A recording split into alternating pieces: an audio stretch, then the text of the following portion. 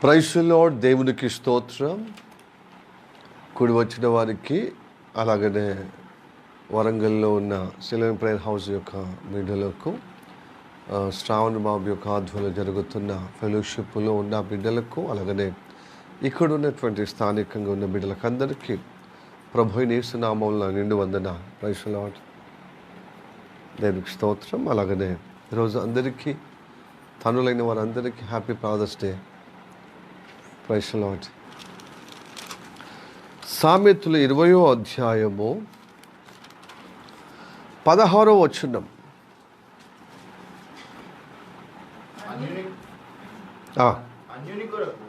అన్యుని కొరకు పూటబడిన వాని వస్త్రమును పుచ్చుకొనుము, పరుల కొరకు వానినే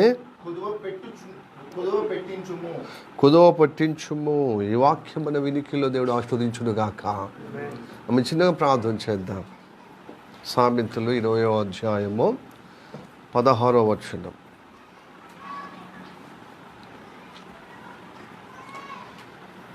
మిక్కిలిగా ప్రేమిస్తున్న మా పరలోకమందున్న మా తండ్రి, నీకు వందనాలు, స్తోత్రం రాజా.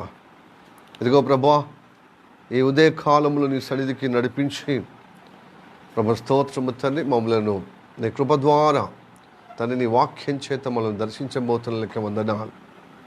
నీ సేవకుడు తండ్రి మరుగుపరుచుకొని నీ రక్తం ద్వారా పరిశుద్ధపరిచి నీ తైలాభిషేకం ద్వారా నాతో మా అందరితో ప్రభు అయా దర్శించమని, మాట్లాడమని, నీ వాక్యం ద్వారా మా హృదయాలకు ప్రభు అయా గొప్పగా క్షేమాభివృద్ధి కలుగునట్లుగా సంధిస్తామని నమ్ముచ్చు. నా ప్రభు యేసు నామములో ప్రార్థించడుగుచున్నాము పరమ తండ్రి, ఆమేన్. అయితే మంచి కూర్చుందాం. ప్రియ దేని బిడ్డలారా, సామెతలు పరిశుద్ధ గ్రంథము నుంచి దాదాపుగా 66 గ్రంథాలు ఉన్నాయి కదా, 66 అధ్యాయాలు ఉన్నాయి. 66 గ్రంథాలు ఉన్నాయి. ఈ 66 గ్రంథాల్లో పాత నిబంధనలో 20వ గ్రంథం అనుకుంటా.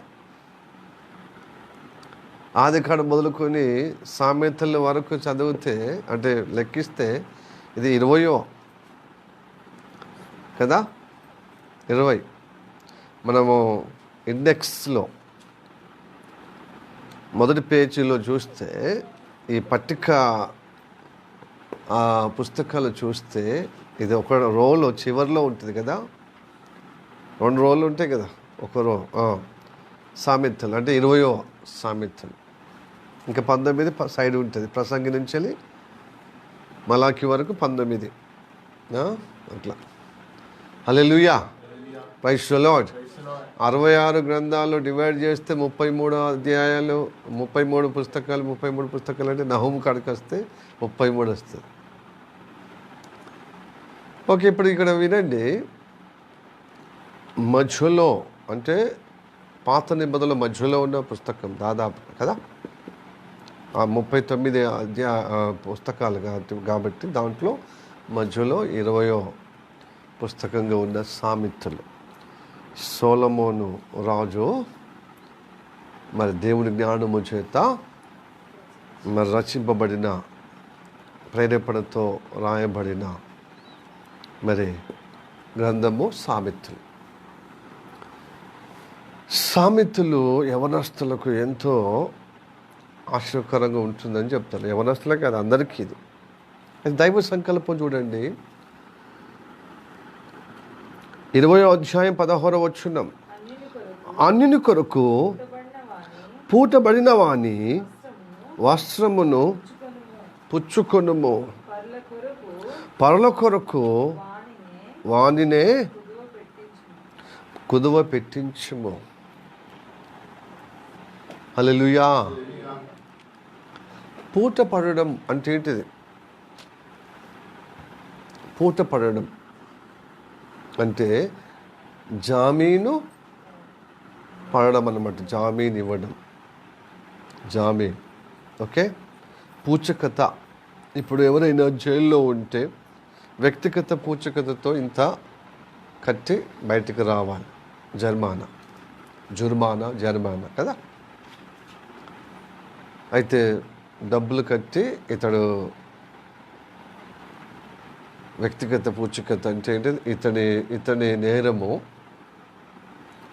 నిర్ధారణ చేసేంతవరకు బెయిల్ మీదే వ్యక్తిగత ఇదిగో అని చెప్పి ఏదో ఒక లాయరో లేకపోతే కుటుంబ సభ్యులు ఎవరైనా నా వ్యక్తిగతంగా నా బాధ్యత ప్రభుత్వానికి షరతులతో నిండినది నేను ఒప్పుకుంటూ నేను ఆధ్వర్యంలో నా వ్యక్తిగత పూచికత ఇంత డబ్బు కట్టి ఇతన్ని విడిపిస్తున్నాను, విడుదల చేయండి అని చెప్పి విన్నవించుకుంటారు కదా. మనం న్యూస్లో చూస్తూ ఉంటాం, వార్తలు వింటూ ఉంటాం. సో పూట పడడం అంటే ఏంటిదంటే జరిమానా కట్టడము.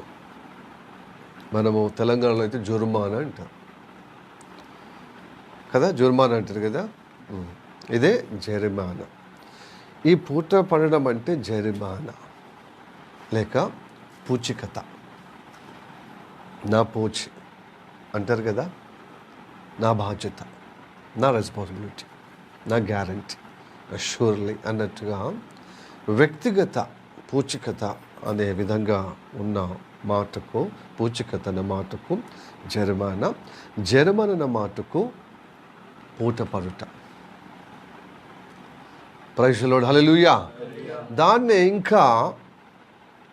ఇంకో పర్యాయ పదాలుగా కుదువ పెట్టుట. ఈ కుదువ పెట్టుట అంటే చాలామందికి ఈ రోజులలో ట్రెండ్ జరుగుతుంది.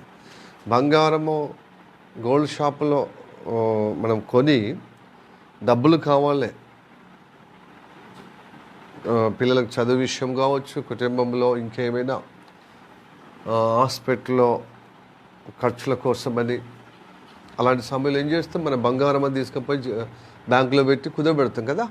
దానికి కుదవబెట్టడం అంటే ఏంది, బంగారం ఇచ్చి ఆ బంగారకు మార్కెట్లో ఎంత విలువ ఉందో అంతా పైసలు తీసుకోవడం. దాన్ని ఏమంటారు, బంగారం కుదవబెట్టాను, విలువైన ఆభరణాలు కుదవబెట్టడం కదా. ఈ పూట పడుట, కుదువ పెట్టుట లేక జరిమానా పూచికత కదా.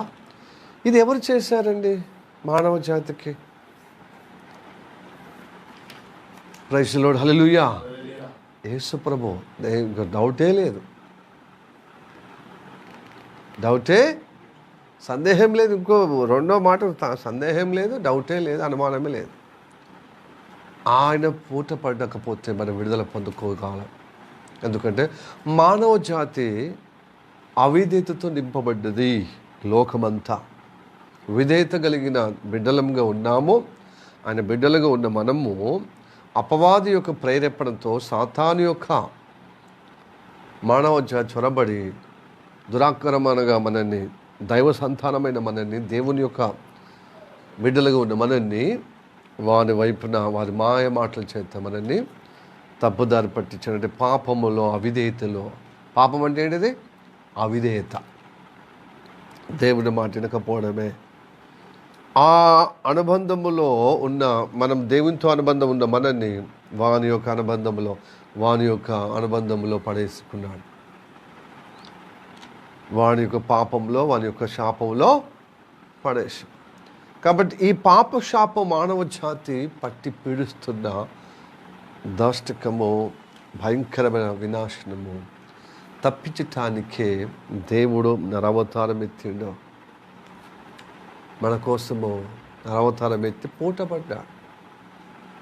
ఏమంటాడు చెప్పండి? పూట పడ్డాడు అంటే కుదువ పడ్డాడు, మనకు జామీన్ ఇచ్చాడు. హల్లెలూయా, ప్రైజ్ ది లార్డ్. ఆయన మన స్థితిని చూసి ఆయన వ్యక్తిగతంగా పూచి ఇచ్చాడన్నమాట. మన స్థితి యావత్ తన మీద వేసుకుని మనకు పూట పడ్డాడండి. ఆయన పూట పడకపోతే మనము ఈ పాప శాపం నుంచి విడుదల పొందుకోజాలం. దేవుడు కదా, దేవుడు సృష్టికర్తనే. సృష్టికర్త ఎప్పుడు కానీ న్యాయానికి కట్టుబడి ఉంటాడు, నీతికి ప్రతిరూపము. అందుకోసం ఈ న్యాయానికి ప్రతిరూపంగా ఉన్న దేవుడు వీళ్ళందరి యొక్క పాప శాపం తన మీద వేసుకుని మనకు పూటబడి ఆయన ఈ నిబంధన నుంచి వెళ్ళి, అంటే అన్యక్రాంతమైన మనల్ని ధన్యులుగా ఆయన నిబంధనలో చేర్చుకున్నాడు. అలా చెప్పండి, హల్లెలూయా. అందుకోసమే అన్యుల కొరకు పూటబడిన వాని వస్త్రములను పుచ్చుకొనుము, పరుల కొరకు వానినే. అన్యులైన పరులైన అందరూ ఈ మానవ సమాజానికి సూచన. దేవుడు ఎరగని వారిని,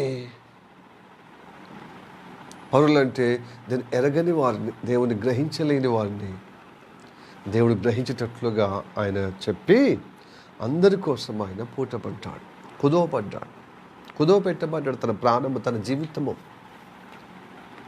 మనల్ని విడిపించటానికి. తన వస్త్రము, తన మహిమ వస్త్రం మనకిచ్చాడు. తన నిత్య జీవమైన వస్త్రం ఇచ్చాడు, నీతి వస్త్రం మనకు ఇచ్చాడు. హల్లెలూయా చెప్పండి, హల్లెలూయా. అద్భుతం కదా. అయితే ఈ సాదృశ్యము ఆదికాండం నుంచి స్టార్ట్ అయింది. అద్భుతము. దేవుని యొక్క అధ్యాయం బైబిల్లో అపురూపమైనది, అద్భుతమైనది, మహా ప్రత్యక్షత కలిగిన గ్రంథము ఈ బైబిల్ గ్రంథం. ఇది చూసే దృష్టి, దైవిక దృష్టి ఉంటేనే గోచరం అవుతుంది, లేకపోతే అగమ్య గోచరం. సాతాన్ దృష్టి, సాతాన్ మనసు ఉన్న వాళ్ళకు, దుష్టత్వం ఉన్న వాళ్ళకి ఏమిది అగమ్య గోచరం అండి. వాళ్ళకేం కాదు, వాళ్ళకేం కనబడదు. కాబట్టి బైబిల్ ఇట్లా తీసేస్తారు. మానవ చరిత్ర అంతా దైవుని వైపున తిప్పబడే గ్రంథము ఏమి జీవ గ్రంథం అండి. దీనికి సాటి ఏ గ్రంథము లేదు, లేదు, లేదు, లేదు, లేదు, లేదు. Praise the lord, hallelujah, praise the lord, praise the lord. కాబట్టి ఇంత గొప్ప వాక్య ప్రత్యక్షత కలిగిన గ్రంథము మనకు దొరుకుట గొప్ప ధన్యత, మనకు లభించుట గొప్ప ధన్యత. కాబట్టి మానవ జాతికి, ప్రతి ఒక్కరికి బైబిల్ ఉండాల్సిందే. బైబిల్ ఉంటే దేవుడు దొరుకుతాడు. బైబిల్ పట్టుకోవడము ధన్యత. అయితే బైబిల్ ఉండాలి. ఏడు ఉండాలి ఇది? మన బీరువాలో ఉండాలి పాస్టర్. ఏడు ఉండాలి ఇది? మన సెల్ఫ్లో ఉండాలి పాస్టర్. ఏడు ఉండాలి? మన చేతిలో ఉండాలి పాస్టర్. ఏడు ఉండాలి? చర్చికి వచ్చినప్పుడు తీసుకురావాలి పాస్టర్. ఇవన్నీ మంచిదే, భద్రపరచుకోవటానికి బీరువా, సెల్ఫ్లో, మన యొక్క కబోర్డ్లో, లేక మనం క్యారీ చేసుకోవటానికి బైబిల్ తీసుకొచ్చుకుంటాం, చర్చికి తీసుకొచ్చుకుంటాం, మంచిదే. చక్కగా చూసిన సైలెంట్ యాక్షనే. సైగ చేస్తున్నాడు కుమార్ బ్రదర్. ఏమని తెలుసా? అది హృదయంలో పెట్టుకోవాలి. హల్లెలూయా చెప్పండి, హల్లెలూయా. సిస్టర్ వింటున్నా? హృదయంలో పెట్టుకోవాలి బైబిల్. మన సెల్ఫ్లో, బీరువాలో, కబోర్డ్లో కాదు. మనము మంచిగా చర్చికి వచ్చినప్పుడు క్యారీ తీసుకురావాలి చేతులతోనే. కానీ హృదయములో క్యారీ లేకుండా ఇవన్నీ ప్రయోజనం ఉండదు. చాలా మట్టుకు వారం తర్వాత వారం కనబడుతుంది బైబిల్. కొంతమందికి అయితే అది కూడా కాదు, సంవత్సరాల కొలది ఆ దుమ్ము పడుతుంది. అది ఏం పడుతుంది? డస్ట్ పడుతుంది. ఆ డస్ట్ దులుపుకొని క్రిస్మస్కు, గుడ్ ఫ్రైడేకి వస్తుంది. అట్లా ఉండద్దు. నీ దుమ్మంతా మళ్ళీ ఎవరు దులుపాలి? మరి అదంతా పేరుకపోయినది. అట్లా ఉండద్దు. ఈ దుమ్ము పడితే నువ్వు దుమ్ము పట్టేట్టే, నువ్వు మట్టిపాలైనట్టే ఇక. హల్లెలూయా. కాబట్టి ఇది జీవగ్రంథం కనుక రోజు నీ హృదయంలో నింపబడాలి. రోజు నీ కడుపులో నింపుతున్న వల్లే నోటి బాగా తెరిచి, దేవుడు ఏమన్నాడు? బాగా తెరవము, నీ నోటిని నింపుతాడు. చికెన్ బిర్యానీతోనా, మటన్ బిర్యానీతోనా, రొయ్యల పులుసుతోనా, కొరచేప ఫిష్ కర్రీతోనా, ఏంటి చెప్పండి? కొర్ర మీనుతో నింపుతా అన్నాడా? వాక్యముతో నింపుతా అన్నాడు. ఐగుప్తు దేశం నుంచి విడుదల పొందుకొని బిడ్డలారా మీరు బాగా నోరు తెరవమన్నాడు. వాక్యముతో నింపుతాడు. హల్లెలూయా, ప్రైజ్ ది లార్డ్. వాక్యం వినాలి, వాక్యం చదవాలి, హృదయములో వాక్యము నింపుతాడు. దేవుడికి స్తోత్రం. Hallelujah, praise the lord. దైవ ప్రణాళిక తెలుసుకుంటారు. నాకు చాలా సంతోషమైంది. మొన్న శుక్రవారం రోజుకున్నా నేను అనుకోలేదు. ప్రతి ఆదివారం చెప్పబడిన వాక్యము మళ్ళీ మన బుధవారము శుక్రవారం రిపీట్ చేస్తాం, మనం ధ్యానిస్తాం. కొంచెం లోతులో కొంచెం అడిషనల్గా వాక్యాలు నేర్చుకోవటానికి, ఆ స్థానం పొందుకోవటానికి, దైవ ప్రణాళిక మళ్ళీ తెలుసుకోవటానికి. అయితే కొంచెం భిన్నంగా జరిగింది. ఎందుకంటే ఈ మతోన్మాదులు రకరకాలుగా బైబిల్లో వాళ్ళ కోణంతో చదివి అపార్థం చేసుకొని అది ఇంజెక్ట్ చేయడం అన్నమాట. సమాజంలో, యూట్యూబ్లో, సోషల్ మీడియాలో ప్రశ్నలు, ఏదో పెద్ద ప్రశ్న మీరు సాధించడం చూడండి. ఆ ప్రశ్నలు అడిగిన కొద్దీ నిజంగా ప్రశ్నలు లాంటి వాళ్ళు ఉండాలి. ఎందుకంటే ప్రశ్న వేసేదే సాతాను. బైబిల్లో మొట్టమొదటిగా ప్రశ్నతో స్టార్ట్ అయిన వాడు పాత్ర ఎవరు చెప్పండి? సాతాను. ఇది నిజమా అని వాడు స్టార్ట్ అయింది అనమాట. అందుకోసం వాని కబ్జాల్లో, వాని ఆధీనంలో ఉన్న వాళ్ళు ప్రశ్నలే ఇస్తారు కదా. మనం జవాబుదారులుగా ఉండాలి. హల్లెలూయా, ప్రైజ్ ది లార్డ్. మనం జవాబుదారులుగా ఉండాలి, జవాబు చెప్పే వాళ్ళుగా ఉండాలి, జవాబుగా పొందే విధంగా, సమాధానం చెప్పే విధంగా మన జీవిత అనుభవంలో రావాలి. అయితే చాలా మటుకు చెప్పారు. అందరి బట్టి దేవునికి మహిమ. హల్లెలూయా. నిజంగా నేను ధన్యుడిని అయిపోయాను. ఇక పాటించకపోయిన తర్వాత విషయం అర్థమైంది అనేది వారి మాటల్లో కనపడ్డది చూడు, నాకు సంతోషమైంది. దాంట్లో శ్రావణ్ బాబు ఏమని తెలుసా? దేవుని ప్రణాళిక ఇజ్రాయెల్ ప్రజలు గ్రహించకపోయిన చాలా మట్టుకు. అందుకోసమే గ్రహించకుండా అప్పడమందమున్న సౌలతి తిండి, ఆ సౌకర్యం, వాళ్ళు పడుతున్న బాధలు మర్చిపోయి అవి పెద్ద విషయం కానట్టుగా సమయానికి తిండి దొరుకుతుందా, సమయానికి నీళ్ళు, సౌకర్యము, బట్ట, పొట్ట, గూడు దొరుకుతుంది, గవే చూసుకున్నారు. కాబట్టి దేవుడు చెప్పిన మాట విన్నప్పుడు దేవుడు అద్భుతం జరుగుతుంది. అయితే కొంచెం వాళ్ళని పరీక్షించినప్పుడు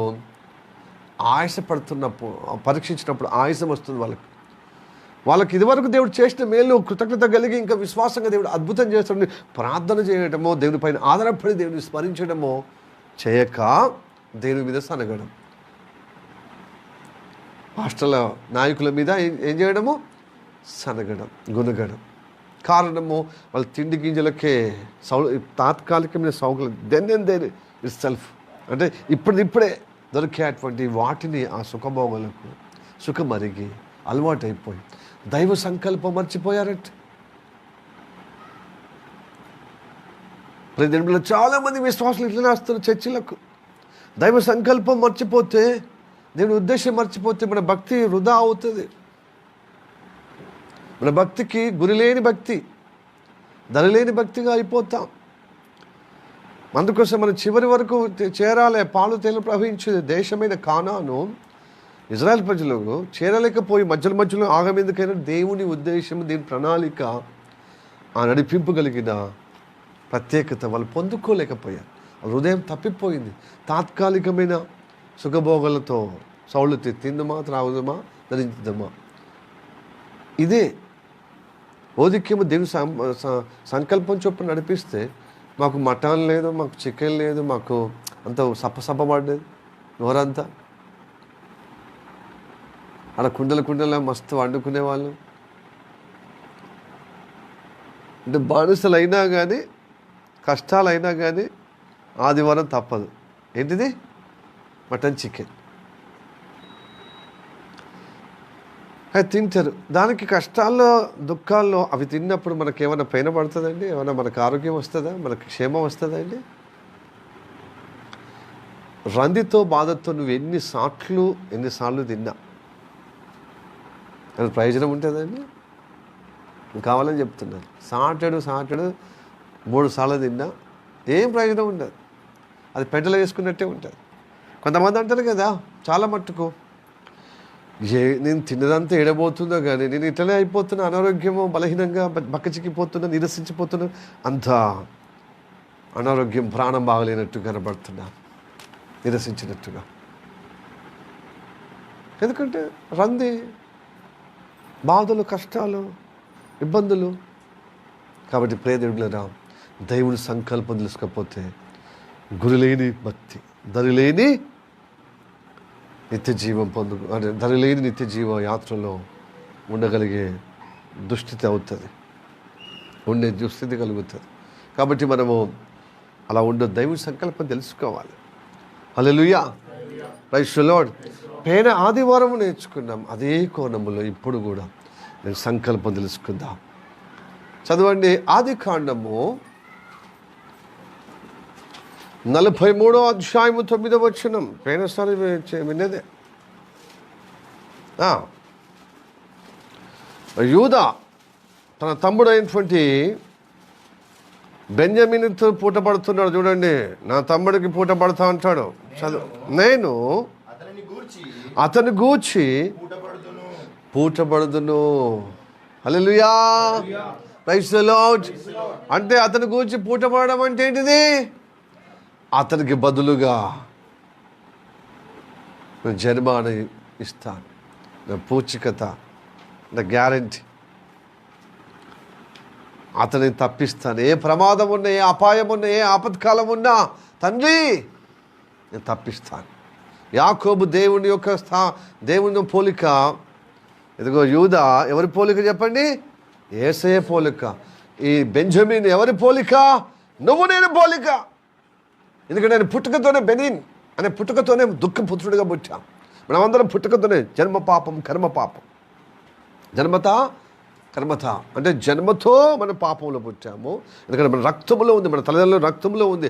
ఆదాము నుంచి వచ్చిన పరంపరలో ఆ రక్తంలో మానవ జాతి అందరిలో పాపం అనే గుణం ఉంది, నెగిటివ్ అనే స్వభావం ఉంది. తద్వారా పుట్టుకతోనే మంచిగానే దేవుడు పరిశుద్ధంగానే మనం తయారు చేసి తల్లి గర్భంలో పెట్టినప్పుడు కలుషితం అయిపోతుంది. తల్లిదండ్రుల రక్తం మనలోనికి వచ్చినప్పుడు కలుషితం అయిపోతున్నాం. అంటే పాపగుణం వచ్చేస్తుంది. పుట్టుకతోనే పాపగుణంతో పుడుతున్నాం. అయితే అది పెరిగిన కొద్దీ క్రియల రూపకంగా అది ఉత్పన్నమై బయటపడుతుంది. అది తప్పు కదా అని తెలుసుకున్నా కూడా నలుగురు అదే చేస్తున్నారు కాబట్టి కర్మ ఏం చేయాలి? నలుగురు చేసేది కాబట్టి నేను చేస్తున్నా. కర్మ అంటారు. తెలిసి చేస్తారు. ఎందుకంటే ఆ రక్తంలో ఉంది ఆ పాప గుణం, నెగిటివ్ గుణం, వంకర గుణం, వ్యతిరేకమైన స్వభావం. కనుక జన్మత కర్మత పాపిగా పుట్టామని మన ఎదుగో ఈ భారతదేశంలో వేదాలు చెబుతున్నాయి, బైబిల్ చెబుతుంది, ఖురాను కూడా. మానవ జాతి యావత్తు పాపం. అయితే ఆ పాపం తొలగించడానికి ధర్మశాస్త్ర ప్రకారంగా పూజలు చేస్తే, నమాజ్ చేస్తే, ప్రార్థన చేస్తే పోవండి. పోవు అప్పడమందమే నిగ్రహించుకునే విధానంలో. తర్వాత యథావిధిగా ప్రైజ్ ది లార్డ్. హల్లెలూయా. ఈ మధ్యలో చాలా రోజులు అవుతుంది VBS కార్యక్రమం తర్వాత మొన్న పోయిన డిమార్ట్కు. సరుకులు లేవు మరి మొత్తానికి లేకుండా. ఎందుకంటే ఈ మధ్యకాలంలో ఆన్లైన్ ఏంటిది బ్లింకిట్ ఇలా 5 minutesలోనే వస్తున్నది మనం ఆర్డర్ ఇస్తే. ఏదైతే బాగుంది అనుకుంటే ఈ డిమార్ట్కుని దీనికి ఎక్కువ ఖర్చు అనిపించింది. ఒకటే సరుకులు అంత బరకత లేకుండా, అంటే మంచి సమృద్ధి లేకుండా కనబడుతుంది అంతా చెప్పి డిమార్ట్కి పోయిన 2-3 నెలల తర్వాత ఈ బ్లింకిట్ బాగలేదు, బాగా డబ్బులు ఖర్చు అవుతున్నట్టు కనిపిస్తుంది. కొన్ని సరుకులు పర్వాలేదు, కొన్ని సరుకులు కూరగాయలు అయితే మనకు చాయిస్ లేదు, వాళ్ళు ఎట్లా పంపితే అట్లనే తీసుకోవాల్సింది. మిగతాదేమో పర్వాలేదు మంచిగా అని. సరే ఇదంతా ఎందుకు అని చెప్పి డిమాండ్ పోతే అక్కడ ఫుల్ రష్. ఎప్పుడు పోయినాం? బుధవారం రోజున, మంగళవారం పోయినాం.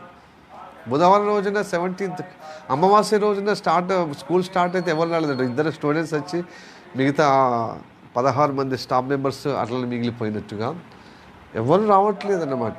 కొంతమంది సెంటిమెంట్తో కూడా అమావాస్య రోజున రాలేదు స్టాఫ్ మెంబర్స్ కూడా. అంటే స్కూల్స్ గవర్నమెంట్ ఏం చేసి 17th అని, ఆ 17th ముందు 16th పోతే ఏం రష్, ఫుల్ రష్ అన్నమాట.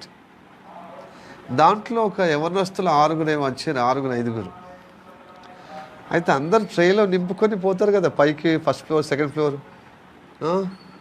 ఇంకా సరుకులు తీసుకోవటానికి పోయి ఎవరో ఒకరు అక్కడ ట్రైలో నింపిపోతే ఆయన అక్కడ పక్కపంటి ఉన్నారు. ఈ కుర్రోళ్ళు అడుగుతున్నారు, ముస్లిం సహోదరులు అడుగుతున్నారు, ఇది నీదా కాదు, మొత్తం నీదని కాదు ఇది అని చెప్పి ఆ సరుకులు తీసేసి మళ్ళీ బియ్యం సచ్చులు పెట్టుకుంటున్నారు. అరే అట్లా కాదు, తప్పు అదే అని చెప్తున్నా. క్యా తప్పు? అది దొరుకుతలేవా అసలు? ఆ ట్రైలు దొరుకుతలేవు. ఇక్కడ మాకు దొరికింది, నేనైతే కాదు కదా అంటుంది. నాది కాకుండా ఒకరు పాపం వాళ్ళ భారంతో సెలెక్ట్ చేసుకొని నింపుకొని పోయేది కదా, అది తీసేస్తే బాగుండదు. అల్లా చూస్తాడు కదా, నువ్వు దేవుని నమ్ముతున్నావు అంటే నమ్ముతున్నాను, దానికి దీనికి ఏంటి అంటాడు. దేని భయం లేదు, దీనికి దానికి ఏంటి భలే ఉన్నావా నువ్వు అని అంటున్నాడు. నువ్వు బజరంగ వాళ్ళవా అంటే నేను బజరంగ కాదు, ఏసు నమ్ముకుని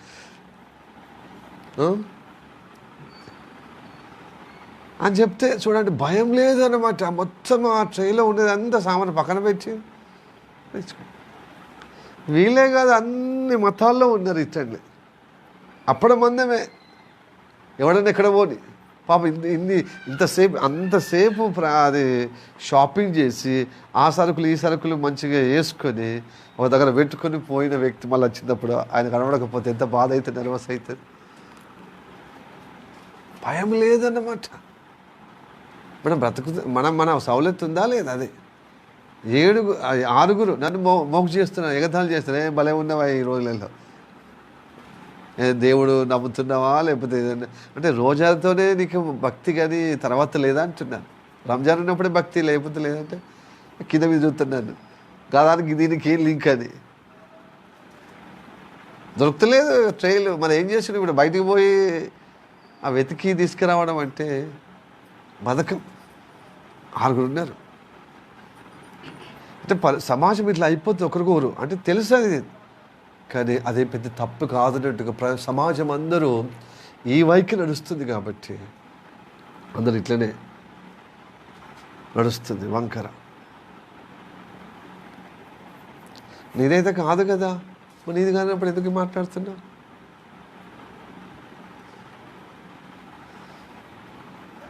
ఇలా అంటే ఏం గొడవ కాలే, వాళ్ళు నవ్వుతూ మాట్లాడుతూ నేను నవ్వుతూ మాట్లాడుతున్నాను. బట్ నన్ను విచిత్రంగా వింత జీవిలాగా నువ్వు అసలు ఈ గ్రహ వ్యక్తి కాదన్నట్టు చూస్తున్నాను అన్నమాట. ఆ చిన్న విషయంలో అరే ఈ చిన్న విషయంలో పెద్ద విధానం వీళ్ళకి మనస్సాక్షి లేదా?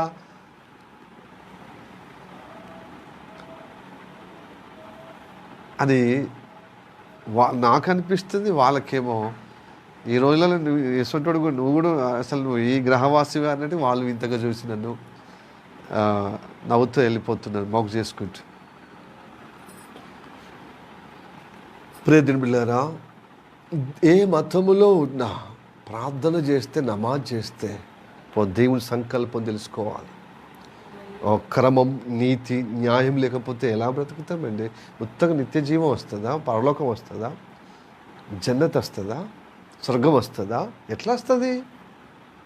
మతానికి ఒక దేవుడు, కులానికి ఒక దేవుడు ఎట్లా అండి? సృష్టికర్త ఒక్కడు, ఆ ఒక్కడి నుండి వచ్చి సాతాను కార్యాలను విడిపించటకు తను బలియాగమయ్యాడు. ఆయన పూటపడ్డాడు మనం విడిపించడానికి.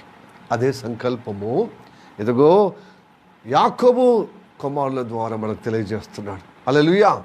యాకోబు తండ్రి పోలికైతే, సృష్టికర్త అయిన తండ్రి అయిన దేవుడు పోలికైతే, యూదా క్రీస్తుకు పోలిక, బెంజమిన్ నువ్వు నేను. హల్లెలూయా. మన కోసం పూటపడ్డాడు దేవుడు యేసయ్య. యూదుడు అంటాడు కదా, తమ్ముని కొరకు, ఈ చిన్నవాని కొరకు నేను పూటపడడం అంటే అతని అపాయములో నేను చొరబడతాను, అతని ఆపత్కాలంలో నేను బాధ్యత వహిస్తాను. అట్లనే వహించాడు అనమాట.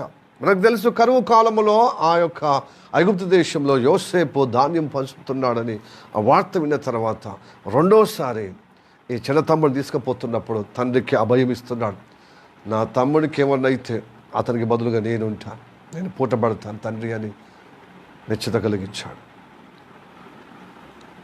హల్లెలూయా. బాధ్యత చూడండి, దేవుని సంకల్పం. అదే పెద్దోడు అన్నాడు, ఎవరు? రూబేను జ్యేష్ఠుడే, పెద్ద కుమారుడే, కానీ దైవ సంకల్పను మొదలు ఆ కృపను కోల్పోయాడు.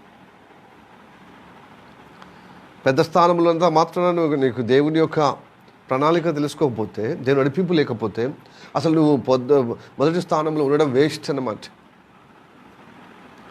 జ్యేష్ఠుడిగా పుట్టాడు కానీ జ్యేష్ఠ వ్యక్తిత్వం లేదన్నమాట. ఏమంటుంది తెలుసా? తను ఫస్టే అంటాడు అనమాట. చదవండి.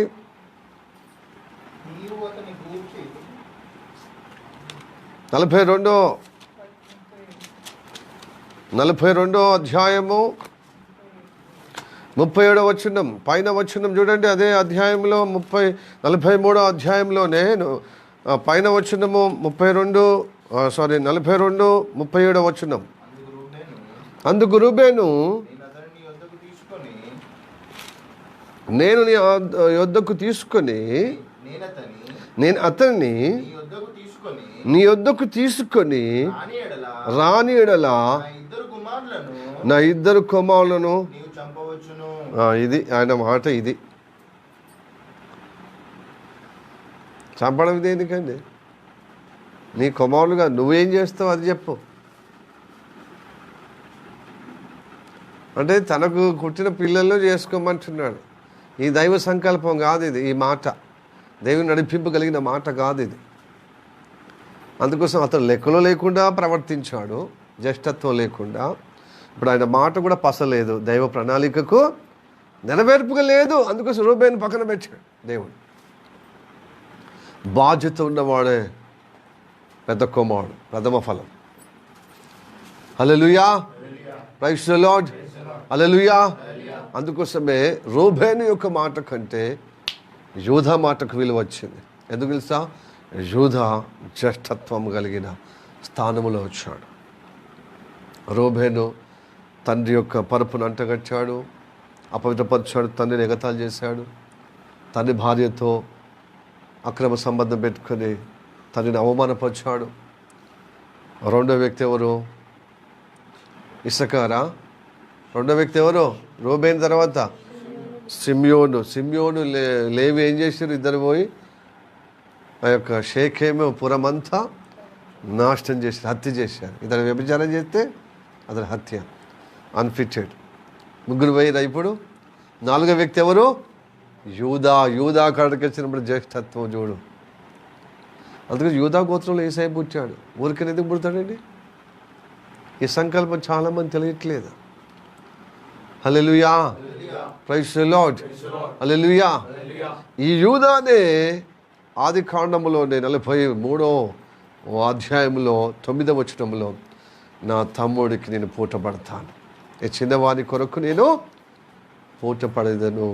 హల్లెలూయా, ప్రైజ్ ది లార్డ్. అయితే ఈ పూటపడిన ఆ మాట, ఆ వాగ్దానము నెరవేర్చే విధంగా తన పరిస్థితి వచ్చినప్పుడు ఆ మాట మీద కట్టబడి ఉన్నాడు యూదా. ఎందుకంటే వీళ్ళు ధాన్యం అంతా పొందుకున్నారు. ధాన్యం, మీ తమ్ముడు ఇతడేనా? ఇతడే. ఆ తమ్ముడికి యోసేపు చూడంగానే ఇతడు నా చిన్న తమ్ముడు, నా తోబుట్టు అని చెప్పి ఏం చేసిండు? ఇక మిగతా తల్లుల యొక్క ఒకటే తండ్రి, 4 తల్లులు కదా, నా తల్లికి పుట్టినటువంటి వ్యక్తి ఇతడు చిన్నవాడు, కనిష్ఠుడు కదా అని చెప్పి అతనికి 5 అంతులు ధాన్యం పోసి, వారికి ఒక్కొక్క వంతు ధాన్యం పోసి అందరికి రూకలు ఇచ్చి పంపించాడు. అయితే ఈ బెంజమిన్ సంచిలో, గోడ సంచిలో ధాన్యముతో పాటు 5 వంతుల ధాన్యంతో పాటు ఒక వెండి పాత్ర వేసి పంపించింది ఒక ప్లాన్తో. ఇది వరకు ఇస్సాకారును బంధించింది కదా, ఇస్సాకారును వీళ్ళని పంపించింది. రెండో వ్యక్తిని మీ అన్నదమ్ములు పోయేటప్పుడు, ఫస్ట్ దఫలు పోయేటప్పుడు మీరు గూఢాచారులో, మీరు లేకపోతే గూఢాచారులు లేక వేగుల వారు, మాకేం తెలుసు ఈ దేశం రహస్యాలు తెలుసుకోవటానికి? నిజంగా మీరు నీతిమంతులు పిల్లలు అయితే, ఒక తండ్రి పిల్లలు అయితే ఆ చిన్నవారిని కూడా తీసుకురా అని చెప్పి ఒక ప్లాన్తో పంపిస్తాడు కదా. సో రెండో దఫకు వచ్చినప్పుడు ఇస్సాకారును కూడా పంపిస్తాడు. ఇక పోండి అందరినీ పంపిస్తాడు. అమ్మయ్య మజగు జీవుడు అని చెప్పి ఈ 11 మంది పోతున్నారు. ఓ 12వాడు వాడు చచ్చిపోయింది దుష్ట మృగములతో అని అన్నప్పుడు యోసేపే నన్ను వమ్మేసి నన్ను ఇలాగ చేసి దుష్ట మృగము చంపబడ్డది, అంటే దుష్ట మృగము ద్వారా చంపబడ్డాడని మీరు కట్టుకథ నా తండ్రికి చెప్పిన అదే మళ్ళీ నాకు చెప్తున్నారని గ్రహించి, ఇప్పుడు వాళ్ళు ఎలా పోతారు? నా తమ్ముడు నా దగ్గరనే ఉండాలి. ఆ ప్రేమ చూడు. అయితే 5 అంతులు పోసి నా సంచిలో, గొడ సంచిలో ఎండి పాత్ర పెట్టి మార్గం మధ్యలో ఒక పనివాడిని పంపిస్తాడు. అరే మీరు ఏదో ఒక దొంగతనం చేస్తారు, మాకు వస్తువు కనబడతలేదని. మార్గం మధ్యలో వీళ్ళకు కదే ఏమి అలాంటి వాళ్ళం కాదు, మేము రాబరి చేసేవాళ్ళము, మేము దొంగతనం చేసేవాళ్ళం కాదయ్యా, నీతిమంతుల పిల్లలము అని చెప్పి. లేదు మీ నీతిమంతులు అంటే మాకు అక్కడున్న పాత్ర కనబడతలే అన్నప్పుడు అన్ని సంచులు మళ్ళీ గుమ్మరించారు. ఈ బెంజమిన్ సంచి కూడా, చిన్నవాడి సంచి కూడా గుమ్మరిస్తానే వెండి పాత్ర కనబడింది. నేను అందుకోసం వెంబడించాను. ఇప్పుడు రా, ఎవరి సంచిలో గోడ సంచిలో వెండి పాత్ర కనబడుతుంది, వాడు ఇప్పుడు నాకు మా యజమానికి బానిసగా ఉండాలి.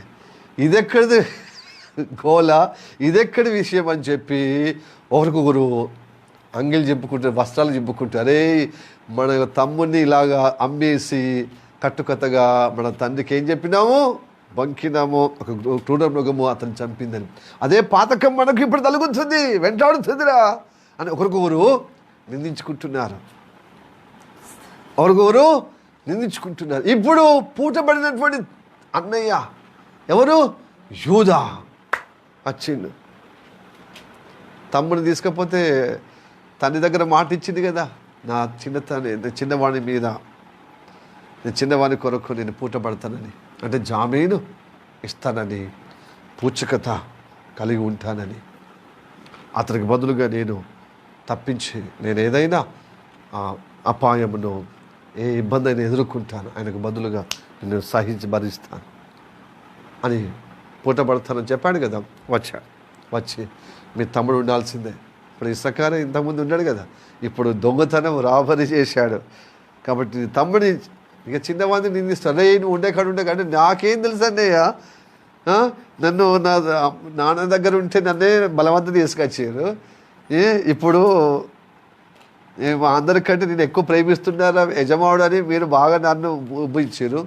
ఇప్పుడు మీకు ఎట్లా కట్టిరో నాకు కూడా అదే సంచి కట్టి ఇది మోసుకోరా అని చెప్తే అదే మోసుకొని వచ్చినప్పుడు దానికి అరవడ్డది నేనెందుకు తీసుకొచ్చిన అన్నయ్య, నేనెందుకు ఇది పట్టుకొస్తాను, మరి ఎట్లా వచ్చిందేమో అదే అంత చిక్కుతలేదు, అదే రహస్యం అని చెప్పి ఇప్పుడు వస్తున్నారు తెల్ల మొఖాలు వేసుకొని, నల్ల ముఖంతో ఇప్పుడు వచ్చేస్తారు. ఎవరు, ఈ 11 మంది అన్నదమ్ములు.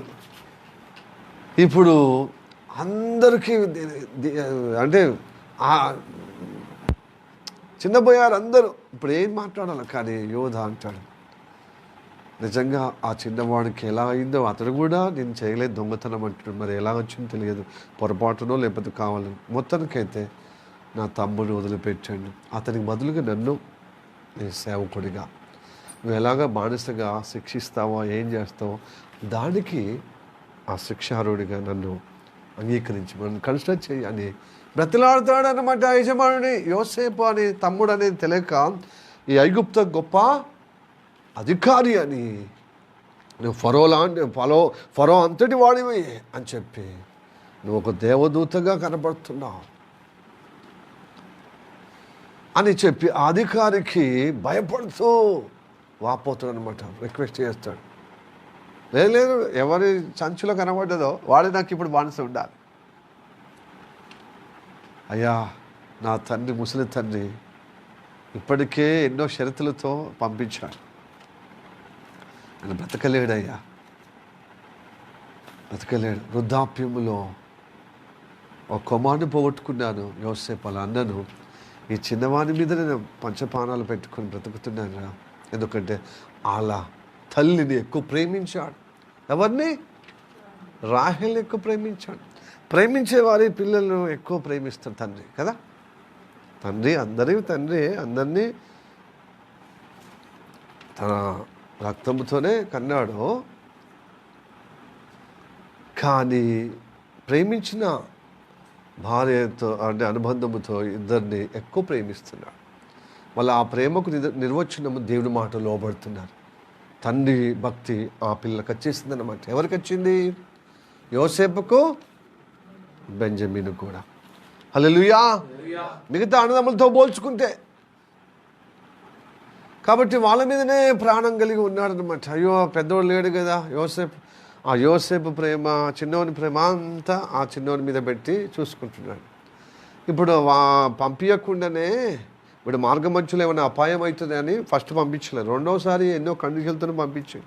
పూటపడతాను నా తమ్ముడి కోసం, నా చిన్నవాని కోసం, తనే నువ్వు బాధపడకు అని చెప్పి నేను వచ్చాను. కాబట్టి ఆ చిన్నవాడిని మా అన్నదమ్ములతో పంపించు, నన్ను నీ సేవకుడిగా నువ్వు చెరసాల పెడతావా, చంపుతావా, నన్ను దాసుడుగా చేస్తావా, నీ ఇష్టమయ్యా, కానీ నా చిన్నవాడిని మాత్రము, తమ్ముడిని మాత్రం వదిలిపెట్టు అని చాలా బతిలాడుతాడు అన్నమాట. అదే లేదు లేదు, ఒక దఫలు ఏడుస్తాడు.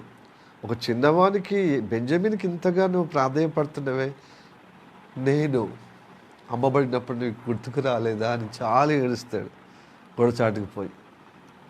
ఎస్, నేను నీ తమ్ముడిని కాదా, మీ తోబుట్టుని కాదా, నా చిన్న తమ్ముడికి ఇంతగా ప్రాధాన్యపడుతున్నారే బెంజమిన్కు, నా కోసం అప్పుడు ప్రాధాన్యపడలేదే, అందరు కూడబడుకొని అందరూ ఒక మాటగా నన్ను అమ్మేశారు కదా అని ఏడుస్తున్నాడు, తన మనోవేదనకు గురవుతున్నాడు. ప్రతినిధులరా అంతగా ప్రాధాన్యపడుతున్నారు అన్నమాట. ఎవరు? యోధా. చదువుదాం. ఆదికాండము 44వ అధ్యాయము. ఆదికాండము 44వ అధ్యాయము 32, 34, 33, 32, 33 వచనము. 44వ అధ్యాయము 32, 33 చదవండి. తమ దాసుడనైనా నేను ఈ చిన్నవాణ్ణి గూర్చి తన తండ్రికి, నా తండ్రికి పూటపడి నీ యొద్దకు నేను అతన్ని తీసుకొని రాని ఎడల నా తండ్రి దృష్టి యందు ఆ నింద ఎప్పుడు ఎల్లప్పుడు ఉండునని చెప్పి తినే. కాబట్టి తమ దాసుడనైనా నన్ను ఈ చిన్నవానికి ప్రతిగా ప్రతిగా అంటే బదులుగా వెళ్ళిన వానికి దాసుడిగా నుండనిచ్చి ఈ చిన్నవాణిని తన సహోదరులతో వెళ్ళనిమ్ము. హల్లెలూయా. పూటబడుట వచ్చిందా? 43వ అధ్యాయము 9వ వచనంలో చెప్పబడుతున్నది. 44వ అధ్యాయము 32, 33 కలగలిసిన వాక్యములో పూటబడుట. ఇది యాదృచ్ఛికం కాదు, ఆ సందర్భంలో ఏదో అనుకోని తిన్న మాట కాదు, దైవ సంకల్పం, దేవుని ప్రణాళిక. ముందున్న కాలములో యూదాగోత్రములో యేసయ్య జన్మిస్తాడు. ఇతడికి సొంత స్తోబుట్టు అయినటువంటి బెంజమీన్కి పూట పడే విధంగా యావత్ మానవ జాతి అంతా బెన్నీన్ లాగా దుఃఖముతో మానవ జాతి ఉన్న పాపశాపంలో దుఃఖంతో మూలుగుతూ ఉన్నటువంటి ఈ మానవ జాతిని అందరి కోసం నేను పూటపడతాను. ఈ అన్యజీవి సృష్టికర్తను మర్చిపోయిన వారు, సృష్టికర్తను ఎరగని ఈ అన్యజనంగాను నేను పూటపడతాను. ఆ సాదృశ్యం, ఆ సంకల్పానికి సాదృశ్యంగా జరిగిన ఈ సన్నివేశం. హలో, హల్లెలూయా. బైబిల్ చదివేటప్పుడు ఇలాగ పరిశుద్ధాత్మ ద్వారా చదవాలి. దైవ సంకల్పం అడుగడుగున కనబడుతుంది. అందుకోసం ఆ మనుడితో వెలిగించబడే విధంగా ప్రార్థనపూర్వకం చదవాలి. ఊరికి చదివేనా పాస్టర్ అడిగితే చెప్పాలి. ఎన్నిసార్లు చదివినా? 2 సార్లు చదివినా పాస్టర్. కొత్త నిబంధన 2 సార్లు చదివినా, పాత నిబంధన ఇప్పుడు మొదలుపెట్టినా అంటారు. మంచిదే, చదవడం మంచిది, కానీ దైవ సంకల్పం గ్రహించే విధంగా చదవాలి. పరిశుద్ధాత్మ సహాయం ద్వారా చదవాలి. నా కళ్ళు తెరవబడేటకు చదవాలి. నా కళ్ళు ఒకసారి తెరవబడే విధంగా ఉన్నప్పుడే కదా నువ్వు నాకు రక్షకుడుగా దొరికావు. ఇప్పుడు మరో రెండోసారి ఆశ్చర్యమైనటువంటి సంగతులు, నీ సంకల్పాలు, నీ ప్రణాళిక, నీ ఉద్దేశాలు కనబడుటకు నా కళ్ళు తెరిచే విధంగా చదువుట కృప చూపెట్టమయ్యా అని ప్రార్థనపూర్వకంగా చదవాలి. ప్రియ సహోదరుడ, సహోదరి, ఊరికి నామకార్థంగా పేరుగా ఇతరులకు చెప్పుకొని పొంగిపోయే విధంగా ఎన్నిసార్లు చదివిన బైబిల్, ఎన్నిసార్లు చదువుతుంది బైబిల్? దేవుని సంకల్పం తెలియకపోతే ఎన్నిసార్లు ప్రార్థన చేస్తుందండి? దేవుని సంకల్పం లేకపోతే. నేను సంకల్పం తెలుసుకొని ప్రార్థన చేయో, దైవ ప్రణాళికలు నువ్వు నిలబడతా, నువ్వు స్థిరపరచబడతా. హల్లెలూయా. ఒక గురి కలిగి భక్తి చేయగలుగుతా, గురి వద్దకు పరిగెత్తగలుగుతా. చాలా మటుకు విశ్వాసులు, ఈవెన్ పాస్టర్లు కూడా దైవ సంకల్పం తెలియకుండానే, దేవుని యొక్క ఏర్పాటు తెలియకుండానే, దేవుని యొక్క చిత్తం తెలియకుండానే, దేవుని యొక్క ప్రణాళిక తెలియకుండానే సేవ చేస్తున్నారు. దైవ సంకల్పం లేనటువంటి సేవలు నిలబడవు. దైవ సంకల్పం లేనటువంటి భక్తి నిలబడదు. కష్టకాలంలో, శోధన కాలంలో, పరీక్ష కాలంలో వీడిపోతాయండి, లోకంలో కలిసిపోతుంది. కాబట్టి దేవుని సంకల్పం మన జీవితంలో నెరవేర్పుగా ఉండాలి. దేవునికి స్తోత్రం. హల్లెలూయా. గ్రహించేటట్టుగా భక్తి చేయాలి, గ్రహించేటట్టుగా విశ్వాస యాత్రలు కొనసాగబడాలి, ఆధ్యాత్మికంగా ఎదిగింపబడాలి, సరపరచబడాలి, బలపరచబడాలి, దైవ అనుగ్రహములు నడిపించబడాలి. కాబట్టి దేవుని సంకల్పం ఇలా ఉంది ప్రియ సహోదరుడా. అందుకోసమే యూదా క్రీస్తుకు పోలికైతే తండ్రి అయిన యాకోబు సృష్టికర్త అయిన దేవుని యొక్క ఆ తండ్రి పోలిక. బెంజమిన్ ఏమో మనమందరం మానవ జాతి అంతా పోలిక. హల్లెలూయా. ఇప్పుడు మూలవాక్యానికి వద్దాం. సామెతలు 20వ అధ్యాయము 16వ వచనం చదవండి. ఇప్పుడు అన్యుని కొరకు పూటబడిన వాని వస్త్రమును పుచ్చుకొనుము, పరుల కొరకు వానినే కుదవ పెట్టించుము. అంటే కుదవ పడుతున్నటాకు వచ్చాడు. బంగారం కుదవ పెట్టి పైసలు తీసుకున్నట్టుగా యేసయ్య ఈ లోకానికి కుదవబడ్డాడు, మనల్ని విడిపించడానికి, రక్షించడానికి. Hallelujah. Praise the lord. Hallelujah. అందుకోసమే యేసయ్య బంగారు యేసయ్య అంటాం. బంగారముగా యేసయ్య ఈ లోకానికి వచ్చి ఆయన కుదవపడ్డాడు, ఎదుగో మనల్ని విడిపించడానికి, వారిని విడిపించడానికి. అలాగనే అన్యులాడి దేవుని ఎరగని వారిని ఎరిగేటట్లుగా చేయుటకు ఆయన పూటపడి మనల్ని రక్షించాడు, విమోచించాడు. హల్లెలూయా. ఆయన రక్తం ఇచ్చి మనల్ని కొన్నాడు, దేవుని ప్రజగా, దేవుని రాజ్యముగా. హల్లెలూయా. ప్రతి ఒక్క వంశంలో, ప్రతి ఒక్క కులములో, ప్రతి ఒక్క దేశములో దైవరాజ్యముగా దేవుని ప్రజగా ఉండుటకు ఆ రక్తము ద్వారా కొన్నాడు మనల్ని అందరినీ. అంటే పూటపడ్డాడు యేసయ్య మన కోసము. హల్లెలూయా. చెప్పండి హల్లెలూయా. అందుకోసం ఆయన వస్త్రము సెలవులో బలియాగమైనప్పుడు ఆయన వస్త్రములు చీట్లు వేసుకుని పంచుకున్నారు. ఒకడైతే తీసేసుకునేవాళ్ళు, కానీ అక్కడ 2-3 కదా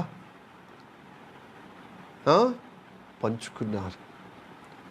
హల్లెలూయా. చదవండి. కీర్తన 22వ కీర్తన 18వ వచనం.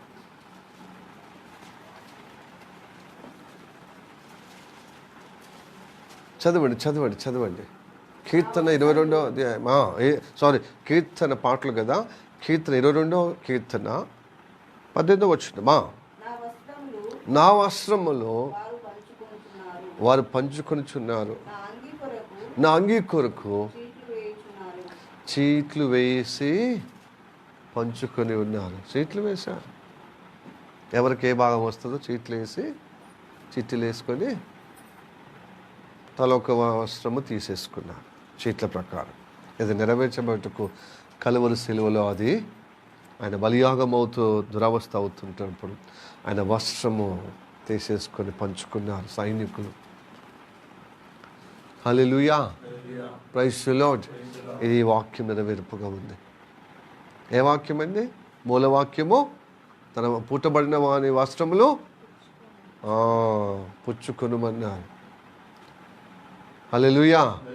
ఇదే వాక్యము సామెతలు 27వ అధ్యాయము 13వ వచనం కూడా సేమ్ ఇట్లనే చెప్తుంది.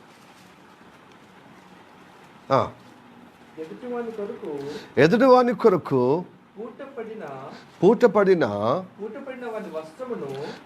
వాని వస్త్రమును పుచ్చుకొనుము, పరుల కొరకు పూటపడిన వాని వలన కుదువ పెట్టించుము.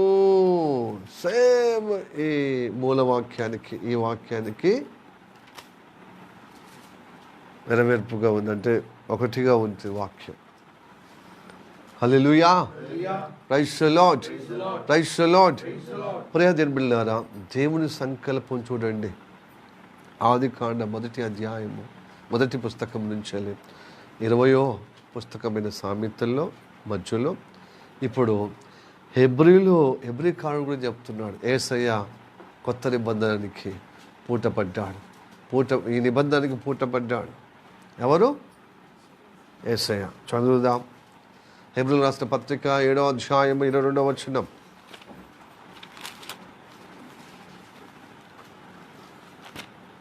ఓకే. గనుక ఆయన మనకు శ్రేష్టమైన పాత నిబంధన కంటే మరి శ్రేష్టమైన నిబంధనకు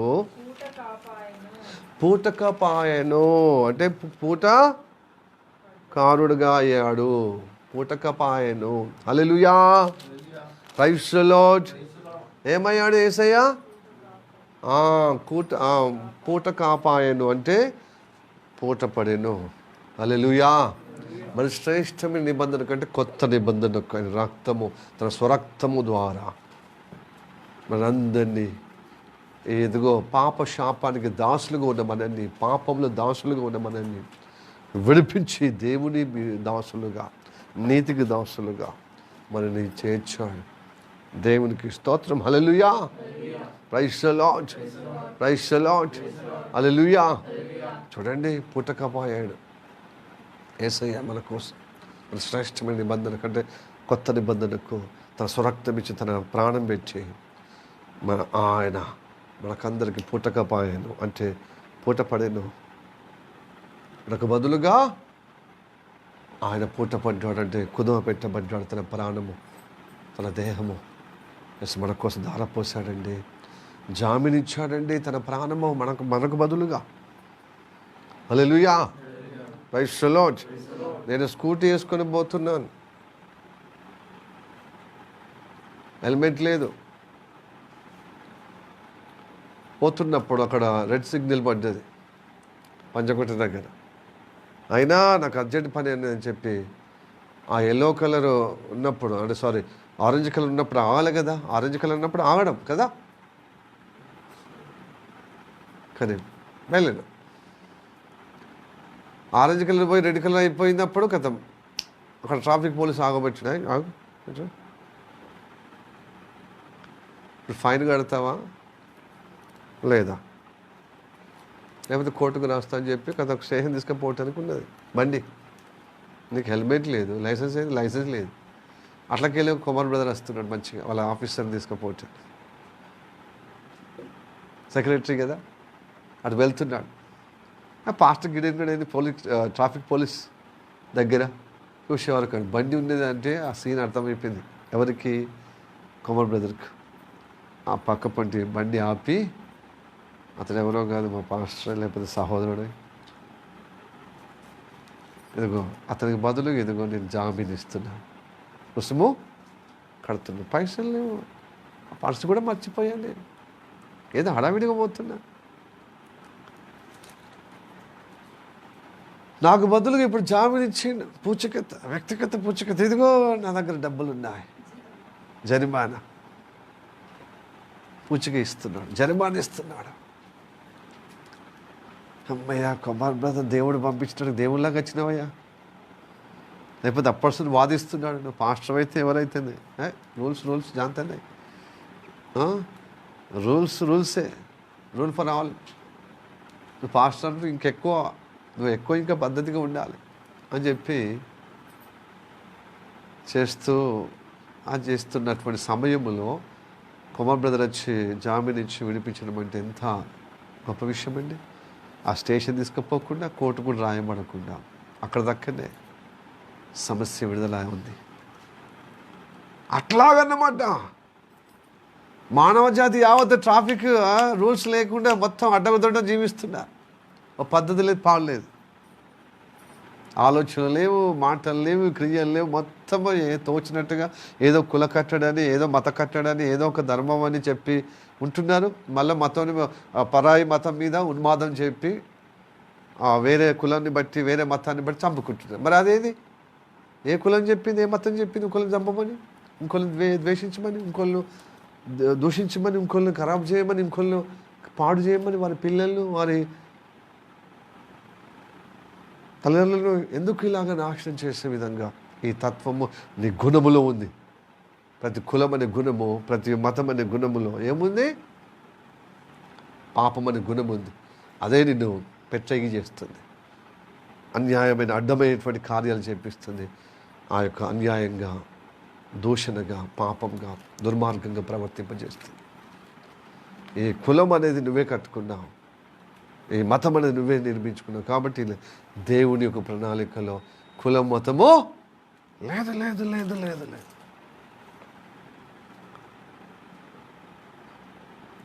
దేవుడు న్యాయకర్త, నీతి న్యాయములను ఆయన సింహాసనం. ప్రైజ్ ది లార్డ్, హల్లెలూయా. అందుకోసం దేవుడే నెరవేర్చిన వ్యక్తి మానవ జాతి యావత్తు పూటబోయటకు వచ్చింది. అది క్రీస్తు మన అందరి కోసం పూటబోయటకు, జామీని ఇవ్వటకు వచ్చాడు. తన స్వరక్తం ఇచ్చి మనందరినీ ఆ పాపం అనే కాడి కింద నుంచి విమోచించాడు, విడిపించాడు. దేవునికి స్తోత్రం, హల్లెలూయా. Praise the lord. అందుకోసం ప్రతి ఆదివారం ఎందుకు వస్తుందో తెలుసు, మనం దేవుని బిడ్డలమే. కానీ అనేకమైన తప్పిదములు, బైబిల్ చదవటానికి సమయం లేకుండా, ప్రార్థించకుండా, మనకు మనస్సాక్షి ఉంది, ప్రార్థన చేస్తలేనయ్యో, బైబిల్ చదువుతలేనయ్యో అనుకుంటేనే రోజులు గడుస్తున్నాయి. సువార్త చెప్తలేము, ఇంకా ఏం చేస్తలేము. ఆదివారం ఎందుకంటే ఊరికి పోయినా పనులు ఉంటాయి, చాలా ఉంటాయి పనులు. కానీ ఆ పనుల మీదే పోతున్నాం, ఇంపార్టెంటే పోతున్నాం. కానీ వెరీ ఇంపార్టెంట్ అనేది ఆధ్యాత్మిక ఉన్నటువంటి సీరియస్నెస్ వస్తలేదు. ఏమవుతుంది? ఒక ఆదివారం పోతే అంటే నీ విమోచన పోతుంది కదా, వారం వారం ఉన్నటువంటి దోషము పరిహరించడమో పోతుంది కదా, పరిహరించకపోవడం పోతుంది కదా, జామ్ అయిపోతుంది కదా. ఏ రోజు ఆ రోజు కీడ నువ్వు నీకున్నది, అంతకంటే కీడ అయిపోతే ఇంకా ఇబ్బంది కదా. కాబట్టి ఏ వారం ఆ వారం నువ్వు విడుదల పొందుకోవటానికి వస్తున్నావు. ఆదివారము అది ప్రతి విశ్వాసి, ప్రతి సేవకుడు ఆదివారం రొట్టె వినవటానికి కూడుకుంటున్నాం. ఇది లేకపోతే అసలు కూడుకోవడం ప్రయోజనం ఏంది? మామూలు గృహ కూడిక లాగానే అవుతుంది ఆదివారం. స్పెషల్ ఏంది మళ్ళీ ఆదివారం పెద్దగా? కొంతమంది అంటారు ప్రతిరోజు మేము పరిశుద్ధపరచబడటానికి దేవుని సన్నిధిలో కూడుతున్నాం. అదే మరి గృహ కూడిక లాగానే కూడుకుంటున్నాం. పరిశుద్ధపరచబడాలి ప్రతిరోజు, ప్రతి క్షణము. ద నెక్స్ట్ మూమెంట్ అప్పుడే నువ్వు అవిధేయతగా, నువ్వు దోషం ఉన్నప్పుడు అప్పుడే దాన్ని ప్రొలాంగ్ చేయొద్దు, ఎలౌ చేయొద్దు. నువ్వే కలవరపడతావు, నువ్వే సమాధానం పోతావు, నీదే ఇబ్బంది అవుతుంది. అయితే ప్రతి క్షణము పరిశుద్ధంగానే అపరాధము నుండి విడుదల పొందుకోవటానికి ఉన్న జాగ్రత్తనే ఉండాలి. కానీ ఆదివారం కూడుకునేదంటే మొత్తం మనం సంపూర్ణంగా పరిశుద్ధపరచబడి అని జీవంలో పాలు పొందటానికి వస్తున్నాం. అది అంత సీరియస్ ఉండాలన్నమాట. యేసయ్య ప్రాణానికి, ఆ పూట పడడానికి విలువ ఇదేనా? హల్లెలూయా, ప్రైజ్ ది లార్డ్. శరస్థాల్లో ఉన్నవారు ఆదివారం వచ్చి నేను విడిపిస్తానని చెప్పి ఆ ఊరికి పోయిననుకో ఎట్లుంటుంది? శరస్థాల్లో ఉన్న వాళ్ళది పని. లేకపోతే ఆ పూట పడటానికి, జామీన్ ఇవ్వటానికి వచ్చిన అనుకో, ఆ శరసాల్లో ఉన్న వాళ్ళు నేను మస్తు మటన్ దొరుకుతుంది నాకు, ఇక్కడ నాకు ఎగ్గు బాయిలింగ్ ఎగ్ కర్రీ దొరుకుతుందని చెప్పి ఆ జైల్లో ఉండి మనం బయటికి రాకుండా ఉంటే ఏమవుతుంది? నీకే అసలు జైల్లో ఉండి బయటికే వస్తలేవు. ఆ సౌలతి కలిగే విధంగానే నువ్వు ఉంటున్నావు, ఆ జైలుకు అలవాటు పడిపోయినావు, ఆ బందీకార అన్నట్టుగా. జామీన్ ఇవ్వటానికి వచ్చిన యేసయ్యకే నువ్వు విలువ ఇవ్వకపోతే, ఆ జామీన్ ఇచ్చిన వాళ్ళకు నువ్వు విలువ ఇవ్వకపోతే ఇంకోసారి వస్తాడండి? కనుక ఆదివారం నీకు ఏం చేస్తున్నాడు తెలుసా? మరలా చెరలో పడిపోకుండా నీ అలవాట్లకు, నీ జీవితము ఖరాబ్ చేసుకోకుండా పరిశుద్ధపరిచి ఆయన జీవములో, ఆయన నిబంధనలో పూటకపాయను, శ్రేష్టమైన నిబంధనకు పూటకపాయతున్నాడు.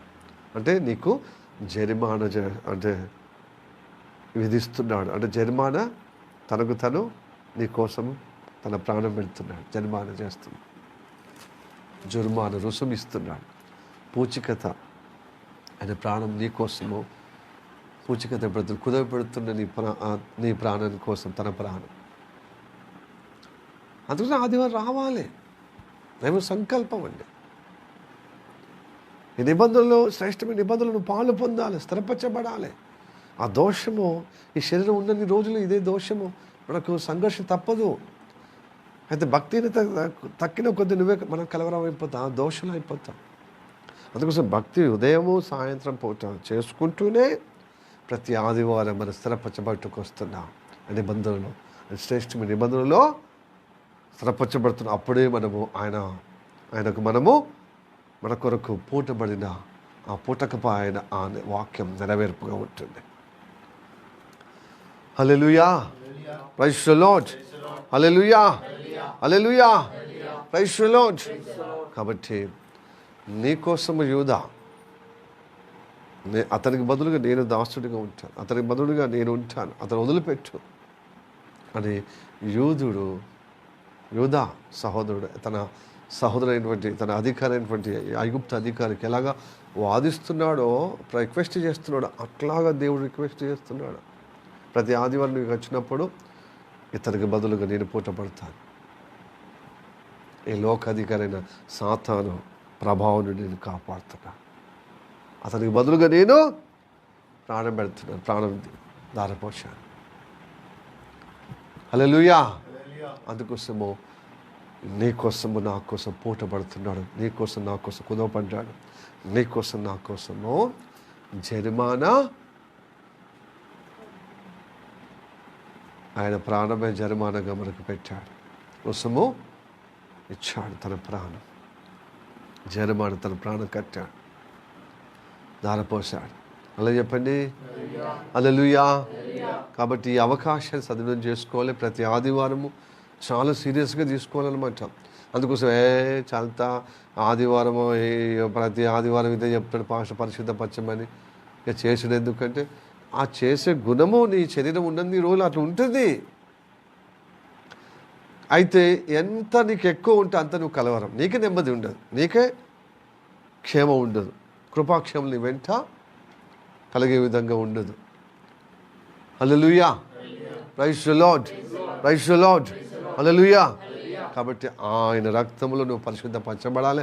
ఆయన బలియాగం ద్వారా మళ్ళీ నువ్వు ఈ వారములో ఉన్న దోషమంతా పరిహరించబడుతూ ఆయన నిబంధనలు, శ్రేష్టమైన నిబంధనలు స్థిరపరచబడుతూనే ఉండాలి. ఆయన నామం ఘనపరచుటకు, ఆయన కృపలో సాగుటకు, ఆయన సంకల్పాలు స్థిరపరిచే తన బిడ్డగా తన సాక్షిగా నిలబడే విధంగా కొనసాగే అనుగ్రహం పొందుటకు ఆయన మన జీవితంలో పూటపడుతూనే ఉండాలి. హల్లెలూయా, ప్రైజ్ ది లార్డ్, హల్లెలూయా.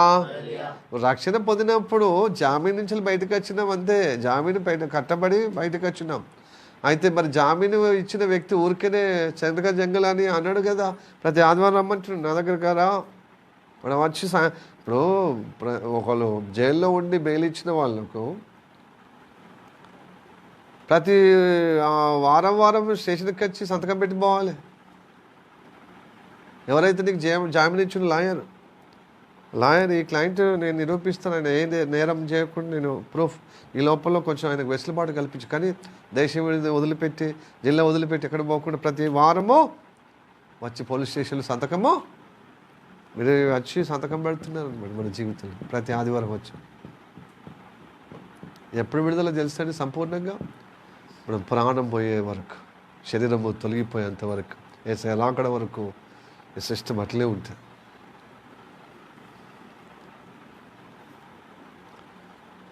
అందుకోసం మన పక్షాన ఆయన వాదిస్తూనే ఉంటాడు దుష్టుడు. ఆ ప్రత్యర్థి ఎదుట నేను పూట పడుతున్నాను వీరి కొరకు, నా మాట వింటున్నారు కాబట్టి వీరికి నేను కుదవపడుతున్నాను ఈ నిబంధనకు స్థిరపరచబడటానికి. నా నిబంధన సంబంధులు వీళ్ళు. హల్లెలూయా, ప్రైజ్ ది లార్డ్. అందుకోసం పూటకపాయను మన కోసం, పూటకపాయను మన కోసం యేసయ్య. కాబట్టి ఇది గ్రహించి, సంకల్పం గ్రహించి లోబడదాం. ఈ వాక్యం చేత దేవుడు ఆశీర్వదించి మనని ఆయన కృపలో ఆయన బిడ్డలుగా, సాక్షులుగా, మరి గొప్పగా పరిపూర్ణులుగా చేసే విధంగా నడిపించుడుగాక. ఆమేన్. తల్లి మనిషి ప్రార్థన చేద్దాం. నమ్మికలుగా ప్రేమిస్తున్న మా పరలోకమందున్న మా తండ్రి, నీకు వందనాలు, స్తోత్రము రాజు. ఈ పగటి కాలంలో నీ మాట ద్వారా మాతో మాట్లాడేందుకు వందనాలు. నువ్వు ఉన్నతమైన సంకల్పాన్ని బట్టి వందనాలయ్యా. వాళ్ళనాడు తండ్రి ప్రభు స్తోత్రము తండ్రి, యూదా భక్తుడు తండ్రి తన సహోదరుడైనటువంటి ఆ చిన్నవాణి కొరకు పూటపడడం అంటే యాదృచ్ఛికంగానే అనుకోని రీతిగా అలాంటి సందర్భం వచ్చింది కాబట్టి ఇలా చేయగలిగింది కాదయ్యా.